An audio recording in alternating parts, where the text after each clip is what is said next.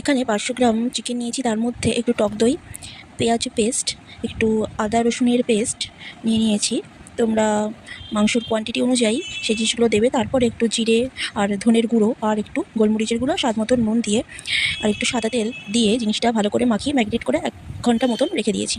তারপরে একটু কড়াইতে সাদা তেল দিয়ে তার মধ্যে গোটা গরম মশলা দিয়ে মাংসটাকে দিয়ে ভালো করে নাড়িয়ে জিনিসটা রাখবো হাই টু লো ফ্লেমে।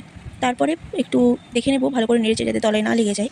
তো রাখার পরে একটু নেড়ে দেখে নিলাম যে তলায় লেগে না যায়। তারপরে একটু স্বাদ মতন একটু চিনি, কারণ একটু মিষ্টি মিষ্টি হবে বিষয়টা, মানে খাবারটা, চিনি। তারপরে ভালো করে কষিয়ে আসলে তেল ছেড়ে দিলে তার মধ্যে পালং শাকের পেস্ট আর পুদিনা পাতা ধনে পাতার পেস্ট দিয়ে দিয়েছি।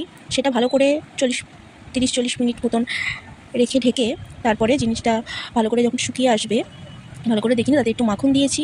আর মাখনটা যে যেমন খাবে সেরকম টেস্ট অনুযায়ী। তারপরে একটু আমুলের ক্রিম দিয়ে নিয়েছি আমি, একটু স্বাদ মতন একটু ক্রিম দিয়ে ভালো করে নেড়ে জিনিসটা তৈরি হয়ে গেল গ্রিন চিকেন বা হরিয়ালি চিকেনও বলতে পারো কেউ। তো